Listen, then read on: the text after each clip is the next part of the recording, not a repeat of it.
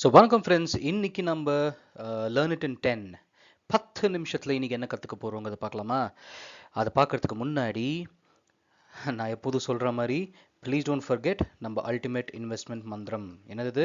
காய் பாய் அப்படின்னா know your exit before we enter. Okay, so வாங்க இன்னைக்கு என்ன டாபிக்ங்கிறத பார்க்கலாம்.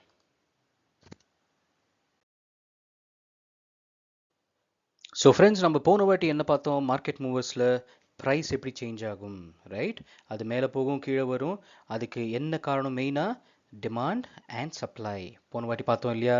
ஞாபகம் இருக்கா? இல்லைன்னா நான் கீழே டிஸ்கிரிப்ஷனில் அந்த லிங்க்கை கொடுக்குறேன், தயவு செஞ்சு போயிட்டு டிமாண்ட்னா என்னங்கிறத பாருங்கள்.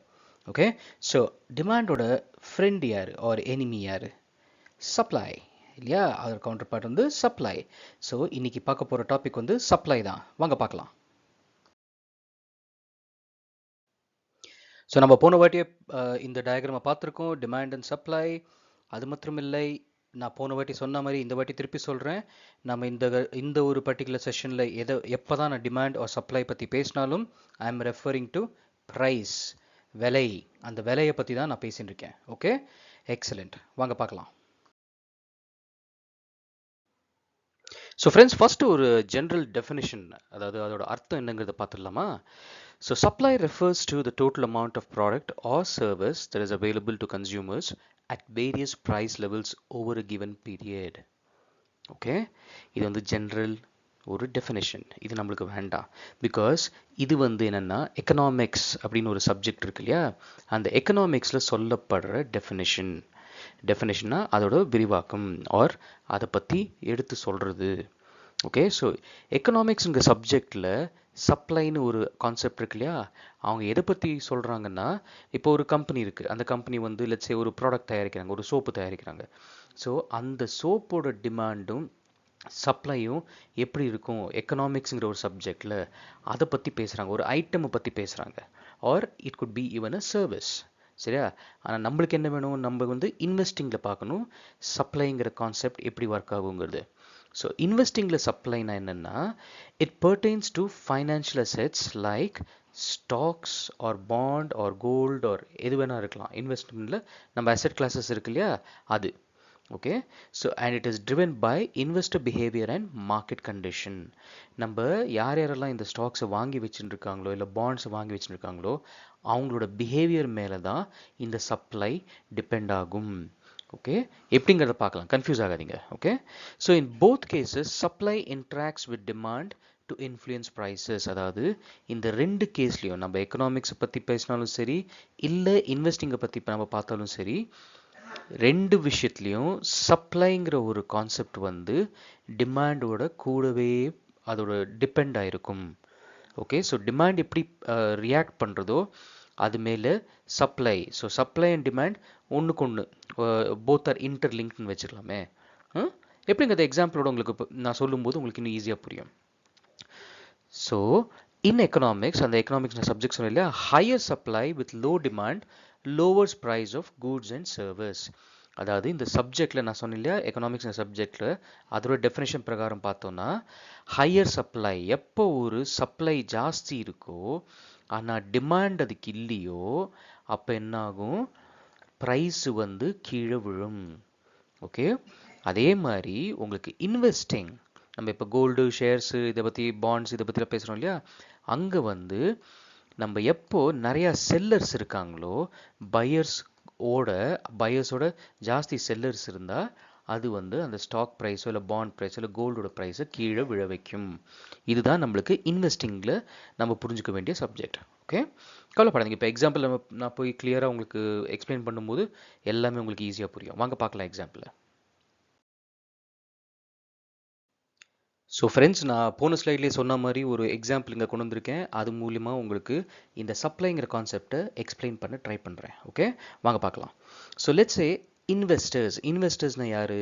யார்கிட்ட ஒரு கம்பெனியோட ஷேர்ஸ் இருக்கோ அவங்கள தான் இன்வெஸ்டர்ஸ்னு கூப்பிடுவாங்க. அந்த கம்பெனியில் முதலீடு இருக்காங்க இல்லையா, அவங்க பணத்தை அவங்க போட்டிருக்காங்க. ஸோ அவங்க they are called as shareholders or இன்வெஸ்டர்ஸ்னு கூப்பிடுவாங்க.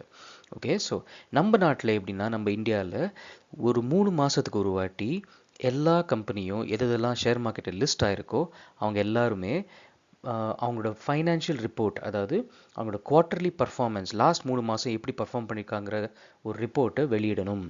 ஓகே, ஸோ அந்த ரிப்போர்ட்டை வெளியிடுறதுக்கு முன்னாடி இந்த குரூப் ஆஃப் இன்வெஸ்டர்ஸ் என்ன பண்ணுறாங்க, இந்த லெட்ஸ் சே ஒரு ஜேஜே பப்ளிக் லிமிடெட்னு ஒரு கம்பெனி இருக்குது. ஓகே, சும்மா ஒரு எக்ஸாம்பிளுக்கு. ஓகே, ஸோ இந்த கம்பெனியோட ரிசல்ட்டு நல்லா இருக்க போகிறதில்லை அப்படின்னு முதலே அதை கணிச்சு அவங்க என்ன பண்ண ஆரம்பிக்கிறாங்க, அந்த கம்பெனியோட ஷேர்ஸை செல் பண்ணுறாங்க. செல் பண்ணும்போது என்ன ஆகுது, இந்த பக்கம் பையர்ஸ், அதாவது அவங்க செல் பண்ணுற ஷேர்ஸை வாங்குறதுக்கு இங்கே நிறையா பேர் செல் பண்ணுறாங்க, அங்கே இந்த பக்கம் வாங்குறதுக்கு ரொம்ப கம்மியாக தான் ஆளுங்க இருக்காங்க. ஸோ ஒரு செல்லர் இருந்தால் ஒரு பையர் இருக்கணும், ஒரு பையர் இருந்தால் செல்லர் இருக்கணும் இல்லையா? It's always 1-to-1, right?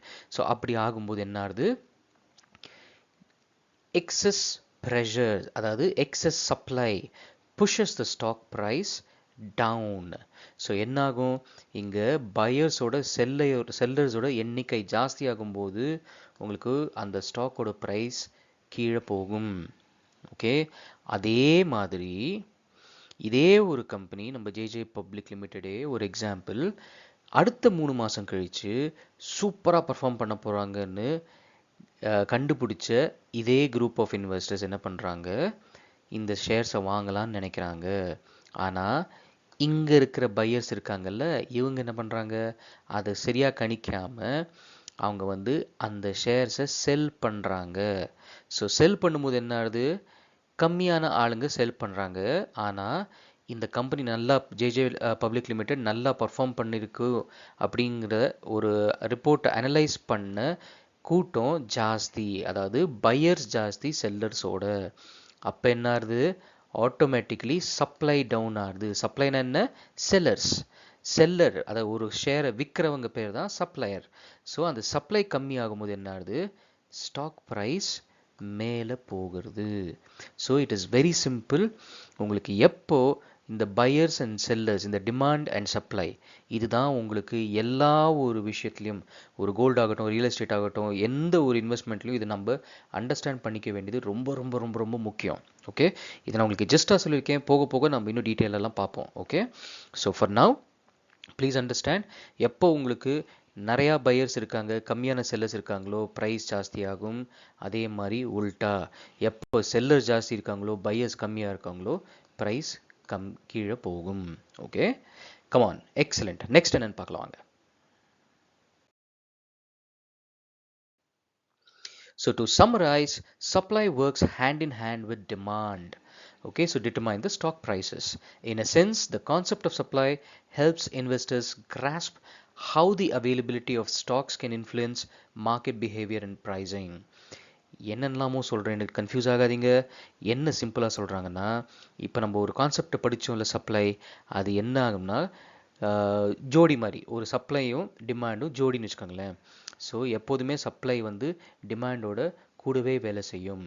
ஒரு ஸ்டாக்கோட ப்ரைஸ், ஸ்டாக் மாத்திரம் இல்லை, பாண்டாக இருக்கலாம், கோல்டாக இருக்கலாம், எனி ஒரு அசெட் கிளாஸை டிட்டர்மைன் பண்ணுறதுக்கு இவங்க ரெண்டு பேரும் ரொம்ப ரொம்ப ரொம்ப முக்கியம். சப்ளை அண்ட் டிமாண்ட், ஒன்றும் இல்லை, பையர்ஸ் அண்ட் செல்லர்ஸ், அவ்வளோதான். ஓகே, ஸோ சப்ளைனா செல்லர்ஸ், பையர்ஸ்னா டிமாண்ட். ஓகே, ஸோ இது ரொம்ப இம்பார்ட்டண்ட்டாக ஞாபகம் வச்சுக்கோங்க.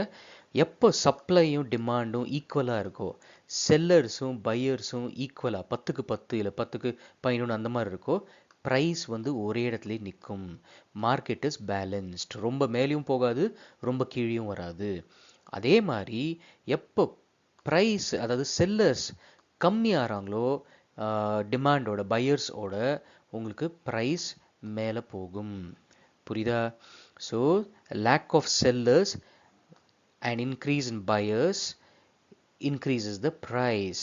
ஓகே, சப்ளை கம்மியாக இருந்து டிமாண்ட் ஜாஸ்தியாக இருந்ததுன்னா உங்களுக்கு கண்டிப்பாக ப்ரைஸ் மேலே போகும். மூணாவது எக்ஸாம்பிள் என்ன, when supply is more than demand, அதாவது நம்ம செல்லர்ஸ் பையர்ஸோட ஜாஸ்தி இருந்தாங்க, விற்கிறவங்களோட வாங்குறவங்க கம்மியாக இருந்தால் உங்களுக்கு டெஃபினெட்லி ப்ரைஸ் கீழே விழும். ஸோ இந்த 3 கான்செப்டையும் நீங்கள் ரொம்ப ரொம்ப ரொம்ப ஈஸியாக கண்டிப்பாக இதை ஞாபகம் வச்சுட்டே ஆகணும். ஈஸியாக நான் உங்களுக்கு எக்ஸ்பிளைன் பண்ண ட்ரை பண்ணியிருக்கேன். பட் ப்ளீஸ் புரியலனா திருப்பி இந்த வீடியோவை ரிவைண்ட் பண்ணிவிட்டு பொறுமையாக கேளுங்க. ஓகே, ஸோ ஏன்னா இது நம்ம ஃப்யூச்சரில் ஸ்டாக்ஸ் ஆகட்டும், பாண்டு, கோல்டு எது வாங்குறதா இருந்தாலும் இந்த வால்யூம் அனாலிசிஸ் அந்த மாதிரி நிறையா விஷயம் படிப்போம். அதுக்கு இதெல்லாம் ஃபவுண்டேஷன். Okay, excellent. ஸோ நம்ம போன வாட்டியே பார்த்தோம் இல்லையா டிமாண்ட், அதே மாதிரி மார்க்கெட் மூவர்ஸில் சப்ளை அப்படிங்கிறதுக்கு நிறையா வார்த்தைங்க யூஸ் பண்ணுவாங்க. கன்ஃபியூஸ் ஆகிடாதீங்க. Supply, selling, down trend, short, bearish. Market ரொம்ப பேரிஷாக இருக்குது, ஐ ஆம் ஷார்ட் இந்த மார்க்கெட், நான் ஷார்ட் போயிருக்கேன் மார்க்கெட்டில், இல்லை மார்க்கெட் இது இந்த டவுன் ட்ரெண்ட், இல்லை ரொம்ப செல்லிங் இருக்குது மார்க்கெட்டில், இல்லை சப்ளை ஜாஸ்தியாக இருக்குது மார்க்கெட்டில் அப்படின்னா அவங்க எல்லாமே குறிக்கிறது என்னன்னா அதோட ப்ரைஸ் கீழே போக போகிறது அப்படின்னு தான் அர்த்தம். ஓகே, ஸோ நம்ம போன வாட்டி டிமாண்டு பார்த்தோம் இல்லையா, அதே மாதிரி சப்ளைனா இந்த வார்த்தை நீங்கள் எது கேட்டாலும் அவங்க கீழே போனால் தான் price, they are going to benefit. Okay, so excellent.